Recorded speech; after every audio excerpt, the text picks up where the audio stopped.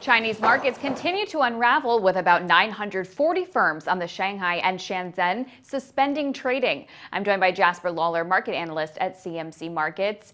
Jasper, Chinese stock exchanges have now fallen more than 25% since June. So what has been the primary drivers of this rapid decline? Well, I think it's really been a similar driver to what led the incline in the first place. It's been a government intervention type story where the reason the markets were flying higher in the first place was the opening up the IPO market again, the Shanghai, Hang Seng, Hong Kong Exchange Connect program between the two stock markets, as well as the expectation of monetary policy easing in China, all fueled the gains. And it was just over a month ago when we started to see the regulators in China start to curtail margin rules, as well as encourage institutional investors to start short selling. They were just taken as a red flag by some of the savvier players in the market to start lightening up. And because of the leverage in the market, a lot of their retail investors, which make up about 80% of the ownership of stocks in China, were just too highly geared, too highly levered. And when the market started plunging, it just fed through to another. The one decline led to another. And now we find ourselves just a month later, like you said, down 25%. So with so many equities suspended for trading, do you expect more to follow suit? Yes, I think so. And that's also a repercussion of the intervention of the government in the market. And I think these suspended shares are actually adding to the declines, just because if you think of yourself as an individual investor, half your portfolio perhaps you're unable to sell, even though you know the broader markets are losing value and probably those shares are losing value as well.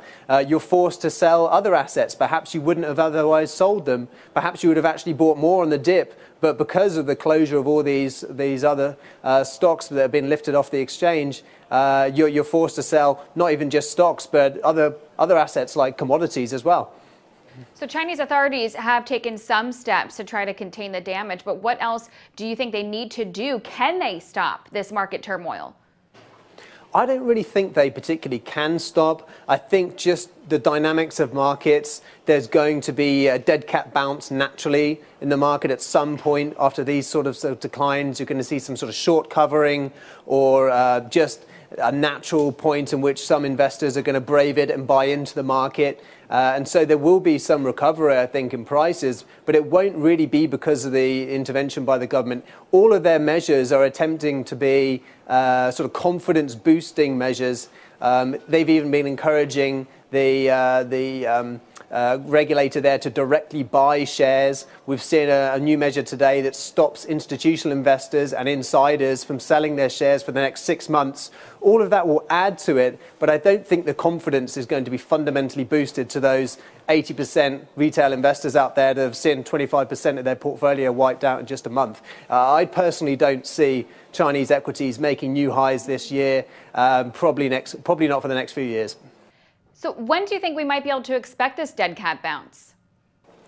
The dead cat bounce, I would imagine, happening inside the next month or so, and it will probably be quite a rapid incline, and that'll catch a lot of people off guard. A few people may even start buying into the market again, naturally thinking that the correction is over, but I don't see it taking out the old highs by any stretch of the imagination.